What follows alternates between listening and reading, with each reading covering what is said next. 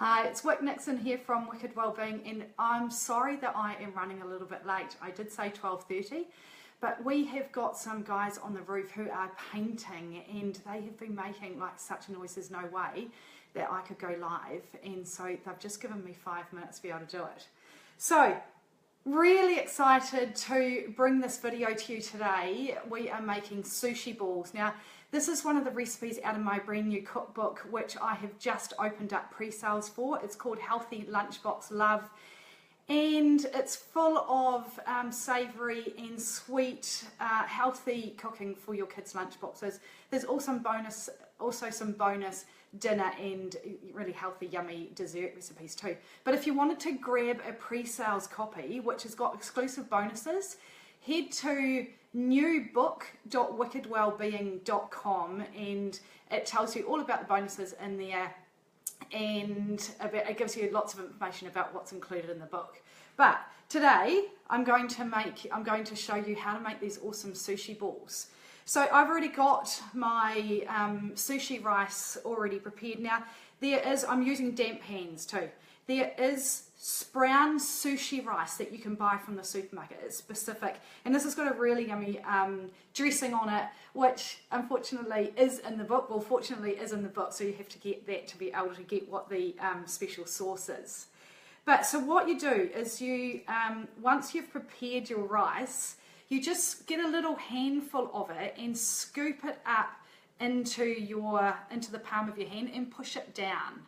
So I'm standing up a little bit so that you can see it's just a little half round.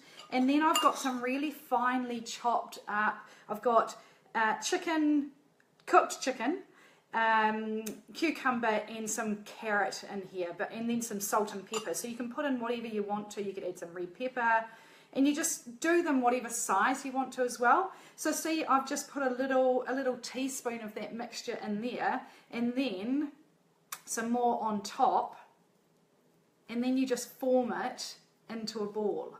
So as you can see, that's really quick and so much easier than doing, like sushi sheets with using nori sheets. So I'll do another one. So I'm using just about a tablespoon of mixture, much easier with damp hands. And if you've got all of these ingredients ready in the morning, it is something that you can do before the kids go off to school. And then a teaspoon. You do need to be wary of, in the book I do recommend it as an afternoon snack, or not a treat, as an afternoon to pick me up before they go off to sports, because of the rice sitting in the fridge overnight. You do need to be aware of that. So then I just encompass that all into a little ball, and then here in my bowl I've got some white sesame seeds and some black sesame seeds. So I'm going to roll them in that, and that gives it a really lovely coating. I'll do this other one.